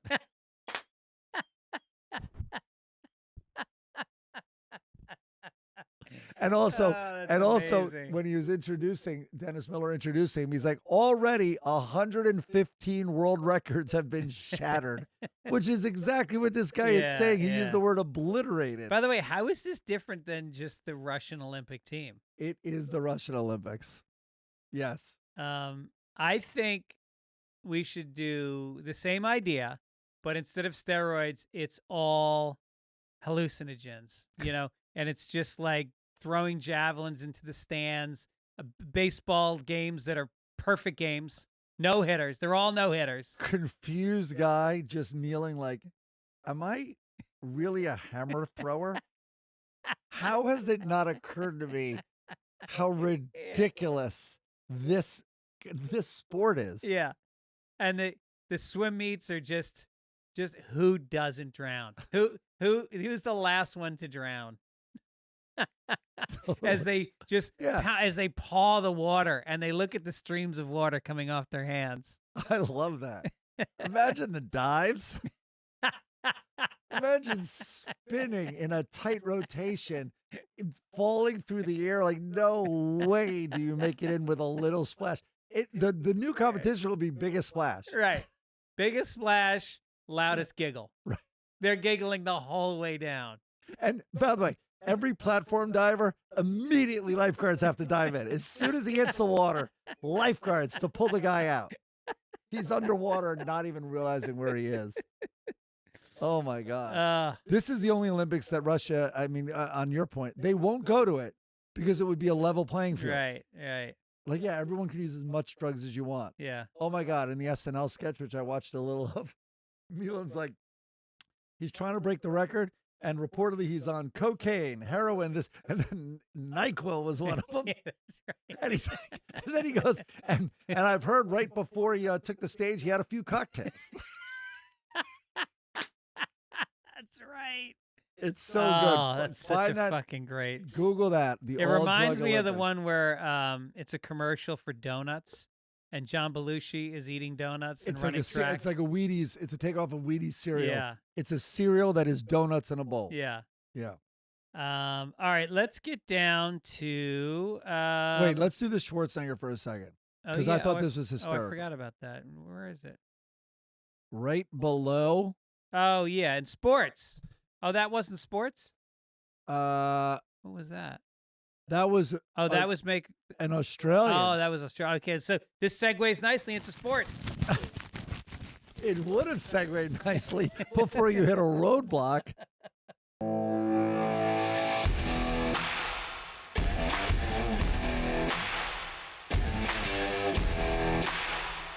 All right, sport. This is a nice story to close Pride Month. Oh, good. Arnold Schwarzenegger was being interviewed, and he said his mom cried when she saw posters of men on his walls growing I love it. up. And I saw the quotes, and I didn't see them, but I have a terrible, of course, every impression I do is terrible, but my mother was always looking at the wall, and she said, all of your friends have pictures of girls. Where did you go wrong? And she would cry. She was in front of the wall crying every day until she called the doctor, our house doctor. But he said there was nothing to worry about. He said, no, this is quite normal in the kids his age. They idolize men that are strong. Don't worry about it. He's not gay. That was her biggest fear. He gave this interview this week. With no recognition. I'll tell you something. Is this after his series that he did? The docuseries? He's probably out there promoting it. He's funny as shit. He no, really he's is. Legitimately, he can be, but he also has blind spots for sure. Well, again, like marriage, weightlifting is very gay. You're like, one guy's bench pressing, the other guy's standing over him spotting, and his crotch is like right over his face, and he's like, 2 more, and he's like, yeah. Oh, totally. And then like you see guys curling, and then the other guy standing behind him, pushing his elbows into his side, like almost like he's hugging him while he does it. And then they get all sweaty and hit the shower together. Yeah. It's very gay. Mom, I'm not gay. It's just beautiful men in Speedos. Tan, beautiful. Look at his lats. Look at his triceps. But just no awareness at all of what he's saying. Oh, my God. That was her, it was just, they were afraid. They were afraid of Jews and gays. Don't forget gays in all the camps. Which is true. All right, this day in history. Let's do it.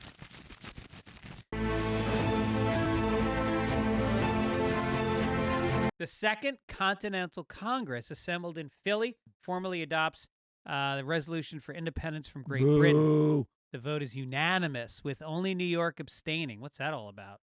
Yeah. The resolution had originally been presented to Congress on June 7th, but it soon became clear that New York, New Jersey, Pennsylvania, Delaware, Maryland, and South Carolina were as yet unwilling to declare independence. I did not know this. Though they would like to be ready to vote in favor of a break with England in due course. Well, first of all, New York was loaded with British. So at that time, they had a lot of sway. And I think that some of these farming states, they were using Great Britain as a place to sell their goods. And so I think they didn't want an embargo. So Congress agreed to delay the vote until July 1st. You know what I think it was, to be honest? I think New York, Jersey, Delaware, Maryland, South Carolina, they all hated Philly so much, they just didn't want to go along with them. They're like, you know what, we're going to wait till it's our idea. Yeah. Yeah. So they delayed the vote to July 1st. In the intervening period, Congress appointed a committee to draft a formal Declaration of Independence. Its members were John Adams, Benjamin Franklin, and Thomas Jefferson. Mm-hmm. Jefferson, well known to be the best writer of the group, was selected to be the primary author. He presented it to Congress on June 28th. On July 1st, 1776, debate on the Lee resolution resumed as planned, with a majority of the delegates favoring the resolution. Congress thought of the utmost importance that independence be unanimously proclaimed. To ensure this, they delayed the final vote until July 2nd, when 12 colonial delegations voted in favor of it, with the New York delegations abstaining, unsure of how their constituents would wish them to vote. John Adams wrote that July 2nd would be celebrated as the most memorable epic in the history of America. Instead, the day has been largely forgotten in favor of July 4th, when Jefferson's edited Declaration of Independence was adopted. Ah, yeah. Well, boy, July 2nd was forgotten. So was this guy, Richard Henry Lee. I know. Never even heard of him. Yep. No, but I read Jefferson's biography, and he really was like such an intellectual. And he came in, and like there was just no question that he was going to be the guy that was going to write the Constitution. Yeah, he rewarded himself. It's like a little like writing hack. He'd like, listen, let me just do a half hour of writing, then fuck a slave. Then a half hour writing, then fuck a slave. Yeah, I mean they all did. They were all slave owners. It's really weird. It is weird that, yeah. That so what much. That document says. Well, the spirit of it is all men are created equal, and it's like, but they're not. You own human beings. I know. Not those humans. And women. Women had no rights. Very fucking weird. But at the same time, we cling to this document to this day. Like the people that are the originalists, they want to go back to the Constitution as if it's this holy grail that can't be corrected or updated. Remember Zinn at BU? Howard Zinn. Howard Zinn would say the Constitution's like this beautiful crystal bowl that is very beautiful and great to look at and point at, but it's empty. Yeah. And then he would define what he meant by that. But yeah, he would call out all the crazy hypocrisies. All right. Let's do some letters to the editor. Yes, sir. We have some merch ideas. Rob Mitchell said that as someone who sold and shipped small items for a number of years. Is he talking about kids? I even paid Greg 12 years ago for an ad on his podcast for a product called the Bub Cap. Bub Cap? Bring it back. What is it? Well, they got to bring it back because my ad didn't get it going in the first place. Oh. I have advice. First off, you want something you can just stick in a regular envelope and ship with a single first-class stamp. I like that. All right. So he likes the idea of rolling papers, or he says they're too big. No, they're not. We can put rolling papers in an envelope. All right. You don't have to worry about tracking because it's so cheap. You can just send another one. But even if it's double, who cares, right? Yeah, because we what's can a handle stamp that. now? $6? Right. I don't even know. How much is a stamp? How much is a stamp? If I had to guess, it's under $1. 55 cents. Chris, how much do we think a stamp is? I bet it's 65. Chris, how much is a stamp? First of all, we should bet on how long it takes Chris to look up a really simple fact. Where would we be? Where is he going to write it letters to the editor? He's going to mail it to us with a stamp. I like that. Also, he said Google Pop Socket. Everybody owns a smartphone, easy to make, easy to ship, and cheap enough when bought in bulk. What's a Pop Socket? Oh, is that? I think you stand your phone up on. Yeah. It's the those are case annoying. that has the. I don't want my phone being bigger. True. Good suggestions though. This is a guy named Danny P. from Nederland, Colorado. Also, he's telling us to Google Pop Socket. It's probably some depraved sexual act. Greg mentioned last week that he's played hockey his whole life. Curious where you played growing up and if you still play beer league. Also, golf. You guys talk almost every weekend about your golf shenanigans, but rarely, if ever, do you divulge your scores. I'd wager that lots of us are curious how you shoot to give some context to your stories. I think we convey that. I suck. 63 cents for stamps. You said 55. I said 65. I win. All right. I think you're right. Not on Price is Right. You don't win there. I went over. Well, I played hockey up until the pandemic. I have not played since the pandemic. I am definitely up for it. And as far as golf goes, hockey, I mean, at what age do you bow out of that? No, it's not. We don't hit. We don't hit right. each other. I mean, there's incidental contact, but nobody's like checking each other. As far as golf goes, I have played for 50 years, and Gibbs has played for 2. And I'm embarrassed to say he's almost as good as I am at this point. No. You shot an 84 and an 85 last week. Yeah. Well, I get lucky on a lot of my bad shots are getting luckier. They're all forward moving now. You know what I mean? Well, that's the thing about you is you really never try to kill the ball. You Oh. always keep the ball in play. No, I try to kill it, but that's a slice. Whatever. We're not going to talk about golf. We're not good. That's the answer. We're not bad. Okay. We should be better considering how much we play. Yeah. Who's the best comedian hockey player? Was that from Chris Demon? Ian Bagg. Ian Bagg is very good. I played on a league with him in New York, and it was the Police and Firemen's Hockey League at Chelsea Piers. Wow. And you know who was on our team? I bet the Irish guy. What's his name? Dennis Leary? Yeah. No, Tim Robbins. Oh, right. And we won the league.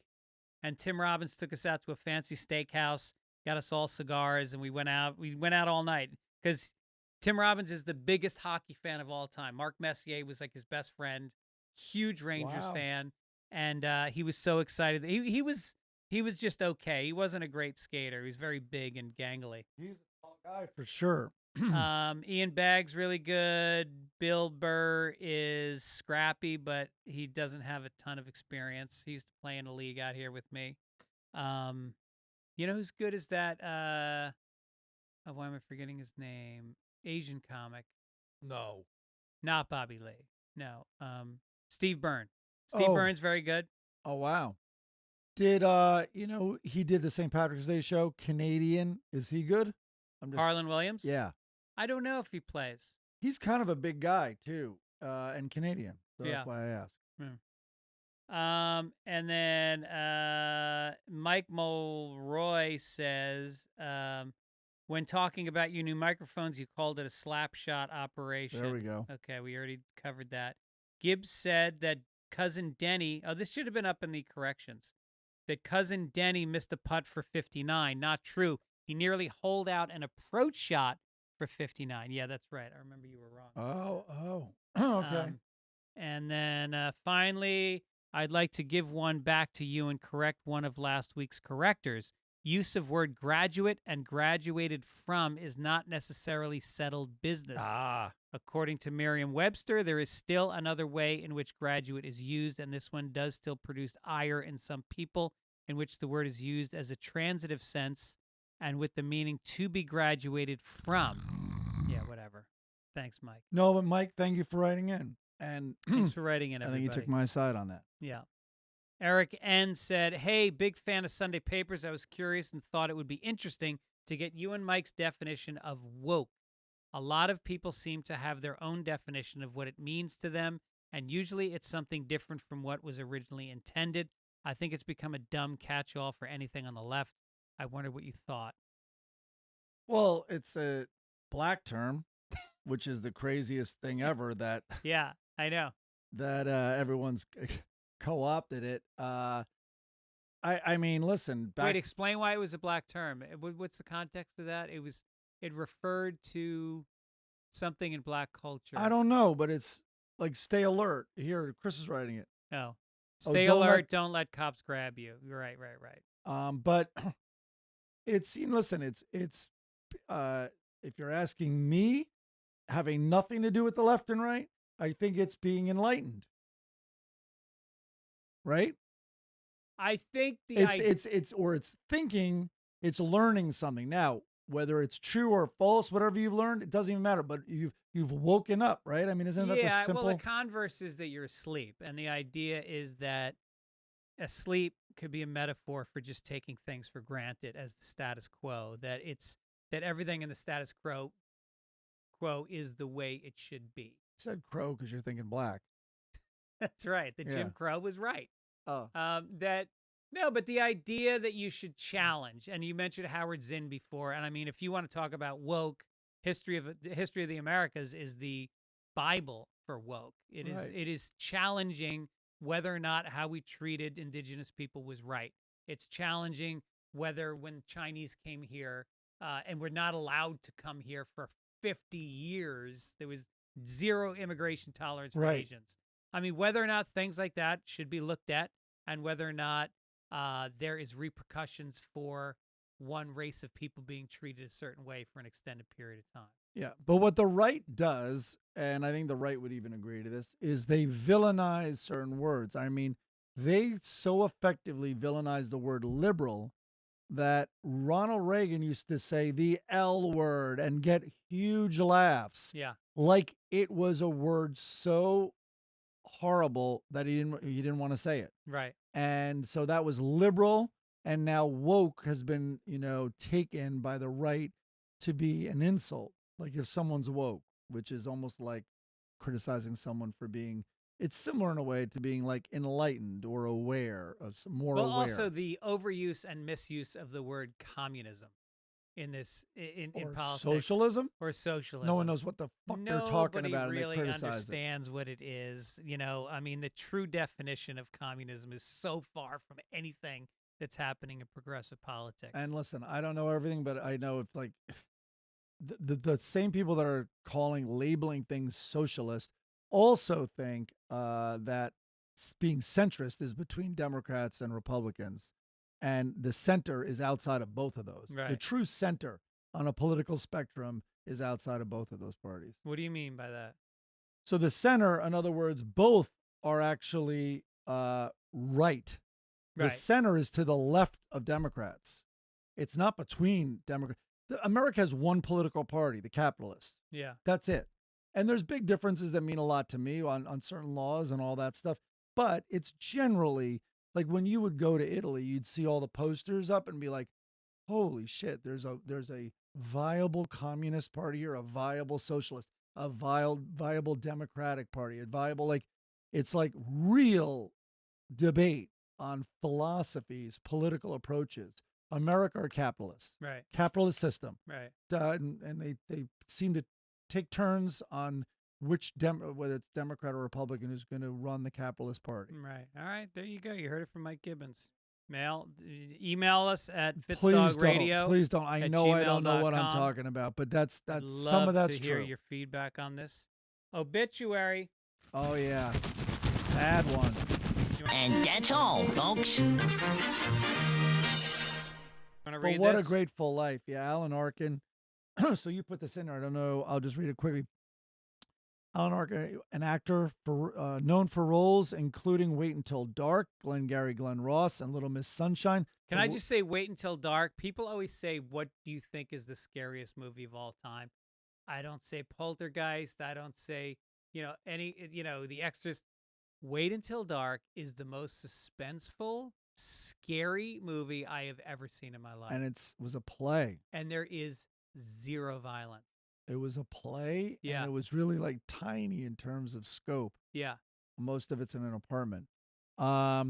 He won the Academy Award for Best Supporting Actor for Little Miss Sunshine. He was a member of Second City in Chicago before his acclaimed debut in He The must Russians have been one Are of the Coming. first Second City members. I mean, I imagine. yeah. Then he was in The Russians Are Coming, The Russians Are Coming. And Wait Until Dark, he played a violent man stalking Audrey Hepburn's blind character. And he starred as a reluctant airman, Yossarian, in Catch-22. Anyway, it goes, I'm just scanning through, of course, Edward Gross Scissorhands. Point The Blank. If you Rocketeer, haven't seen Gross Point Blank, it's fucking Slums of great. Beverly Hills, 13 Conversations About One Thing, Get Smart. Anyway. Did you see the Kaminsky Method? I saw the first season. I saw a few episodes before I realized I wasn't that into it. Okay. He only won one Oscar, but he was nominated for 3 others. We already mentioned The Russians Are Coming. The Russians Are Coming. But this is the thing. Argo, he was great in, but so many of these headlines are like Little Miss Sunshine actor or Edward Scissorhands. When it's like, you have a guy who was in Catch-22, Wait Until Dark, Glengarry Glen Ross. Chris wanted us to mention So I Married an Axe Murderer. The Heart is a Lonely Hunter, which he was nominated for as well. But to me, it never leaves my top 10 comedies. And I'm saying that truthfully. I would tell you that any week I've been alive since I saw it. The In-Laws. Why isn't that? It was not in his obituary, and it's like his best movie. The In-Laws is a masterclass on how to play a straight man. Yeah. Masterclass. Yeah. Just see it. And by the way, everyone loves to quote the serpentine scene, which is a great set piece and very physical. It is. So here's my little, it's related really to the In-Laws, but it's a tribute to both of them. Peter Falk comes on. I'm working on Kilborn, and he's a guest, and I worship Peter Falk as well. And hysterical. Same thing. He can do dramatic. The range is unbelievable. So some of the segment producers go, In-Laws is one of Gibbons' favorite movies, and he quotes it all the time.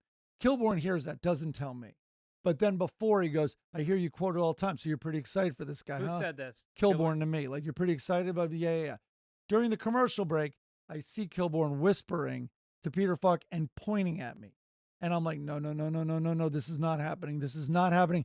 Peter Falk then waves me over. Never met him, never spoken to him. He comes over, and in a very Peter Falk way, he puts his arm up on my shoulder, and he's like, what's your favorite quote? And I'm like, fucking shit. I'm thinking that. So I just spit out the favorite one. And we used to quote it all the time in college. But there's a scene where there's a chaotic car chase with like fruit stands going everywhere, and he's doing a giant U-turn. And in all the chaos, and you have Alan Arkin playing the greatest straight man who's a dentist, who's rattled by all of this. And Peter Falk, while pulling a U-turn across a meridian on a highway, goes, next time we're in Tejada, Shell, there's a place that makes a chicken sandwich. And he's talking about there's a CIA operation. They're in Central America or Latin America. And he's talking about a place that serves an orange juice grande. And he goes, and he's talking about how good it is. And Alan Arkin's losing his mind. So he goes, what's your favorite quote? I'm like, honestly, it's next time we're in Tejada, Shell, there's a place that makes a chicken sandwich. He fucking slaps me. Both hands push my chest and push me back and goes, do you know that line was improvised? No shit. Swear to God. And he goes, we were doing this scene and there was no dialogue written because there was so much action, like chickens fly through the car. Right. And he goes, and so I tell the director, I'm like, can we talk? And the director's like, yeah, sure. He's like, all right, we'll just make stuff up. And they made that up. And and by the way, he's talking about the chicken sandwich and the orange juice grande. And the last line is, oh, Jesus, pigs. The car's about to run over pigs. But that was my line. And of course, what gives it the power in that scene is Alan Arkin being like the concept that there's going to be a next time in T. And that he would forget about the chicken sandwich place because presumably so much would be going on again, life and death. They're being shot at also. That's amazing. Anyway, Alan Arkin, I mean, there's so many movies you need to see of his. But yeah, start with the In-Laws and you know that and then wait until dark. Make those your first two. Wait until dark. Make Catch-22 your third, I think. And So I Married an Axe Murderer, fourth for Chris. Yeah. But that scene reminds me of when the Blues Brothers were driving through the mall, which, by the way, that mall was being condemned, and they bought the mall to trash it for the film. Right. I think I did know that. And so as they're like knocking over kiosks and plants and benches, Jake looks at Elwood and he goes, new Oldsmobiles are here.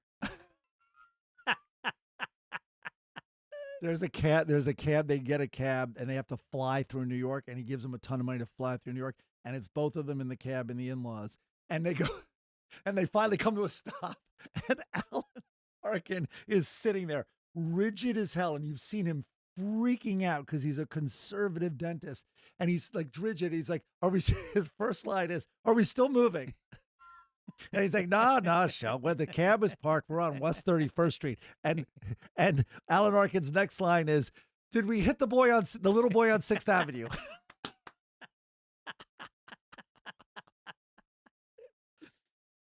All right. Well, let's cheer up now and go to the Sunday Funnies. Yes.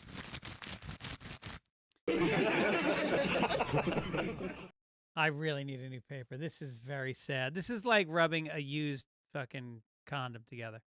Lockhorns. You know, that sound. Leroy is on the couch. He is eating a chip and watching TV. Loretta's in the back talking to her friend, and she goes, Leroy has an emotional support TV. Nice. It's not bad. Not bad.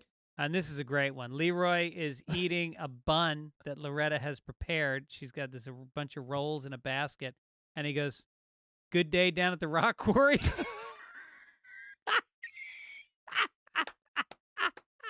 That's a good one. That is a good one. Oh, Like fuck. at the diamond mine. Yeah. This is from Ray in Toronto, Canada. Thanks, Ray. He's sent in a Far Side, and it's a typical operating room with all the doctors hovered over an operating table. You can see the big light above it. And one of the doctors now is reaching out with presumably meat and flesh in his hand. And there's a dog, as if it's a dog at a dinner table, waiting for the scrap to be lowered down into its mouth. And it's an entrail. Yes. And the title is Take Your Pet to Work Day. That's great. Yeah. It's so sad for me. I don't know what's going on. You found one. You found one without him. But the whole week was him at the barbershop, him at the diner, him God. talking to the neighborhood boy. It's not called Dagwood. It's called Blondie. So she's sitting at a table talking to her friend. Her friend is fucking staggering as well. She's got it. Brunette Blondie. But look at the outline of the tit in that first frame. This artist is a pervert. Go ahead. And the friend says they're drinking some tea or some coffee, probably tea. And she goes, there's this trend on YouTube called ASMR where a person feels tingling in the back of their head just by being whispered to. Blondie goes, oh, that's nothing new to me. I've been doing that to Dagwood for years. Her friend says, really? Surprised because Dagwood's a fucking... And then Blondie goes, all I have to do is whisper barbecue and the hairs on the back of his neck stand up. Oh, it's disturbing being in here in person and seeing how rattled you get. Well, it's just what does it take? Her whispering in my ear, the hair on my neck would stand up. My dick would stand up. What the fuck? He needs meat. She has to say meat in his ear. Do you see her in this lime green shirt? Her boobs are sitting on the table. They're so big. Yeah. Oh.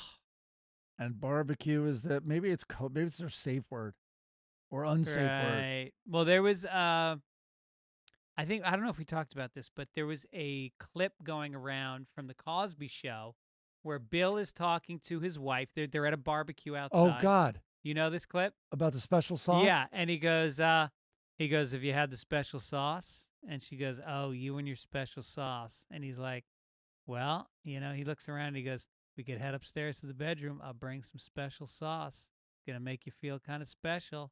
No, it's even, I think, worse. It's worse than that. I'm paraphrasing. This is how bad it is. Let's say Cosby still had the greatest reputation ever, like really America's dad, and he's still revered by everybody. If you're like, have you seen this Cosby clip? I'd be like, that's super creepy. Yeah. Like, not tied to anything. I'm like, he went too far there. Yeah. Like, that was like lecherous. Right. And he had a whole stand-up routine about Spanish Fly. Oh. How guys got excited when they got Spanish Fly. You slip it into a girl's drink and she'll do whatever. No, I know. And he made all his dumb faces and, it's... Hiding in plain sight. Oh. All right, listen. It's been a 1 hour and 52-minute podcast. Has it? Yep. It flew by. In person. I think it's great having it in person. We'll see. Let's see Look how at they them can hedging. clean Look up at the... them hedging. Well, the tech. I'm worried about the tech. We'll get it down. Thank you guys for listening. Thanks to Midcoast Media. Chris Denman, you did a stellar job today. On it. Beth Hoops, always doing a great job. They're going to send us some new microphones. That's exciting. Yeah. Keith, thanks for editing it. And John, whatever you do, thank you. John, I think, is the technical guy. Oh, good luck, John, this week. Don't forget, if you want to get tickets to theater, comedy, music, sports, you're going to go to Game Time, get the app, and put in papers. Save yourself $20. Anything you want to plug, Mike? I mean, I did it. The In-Laws. It's just fun, man, and watch it with the whole family. But here, if you're watching, like, what did Gibbons love about it? It's just the little conversations about tsetse flies, about Bay of Pigs. There's just a boring scene. Peter Falk in there, even like about. He's like, is this coffee freeze dried? It's very good. Like, there's just the weirdest, most specific lines constantly in the movie. I'm going to promote Shannon and the Clams, this new band I started listening to. Wow. They're awesome. All right. If you like Lizzo, I think you might dig Shannon and the Clams. And that'll do it. We'll catch you guys next week. Take it easy. Take it easy. Happy July 4th, Happy everybody. July 4th. clapping in 3, 2. Well, it's Sunday morning. The sun is shining. Sunday here once again. Grab a cup of coffee and open up the front door. You know we're gonna read all about it. You know we're gonna read all about it. Come on, man. Come on, give me a paper crinkle. You got a paper, man? Do you have a paper nearby so we can get to the front page? I don't have any paper, man. What do you mean you don't have any paper? I've got some Amazon trash. Amazon trash will do. Just give me some crinkle, man. Give me some crinkle. Where's Blondie at? She would have paper. Take it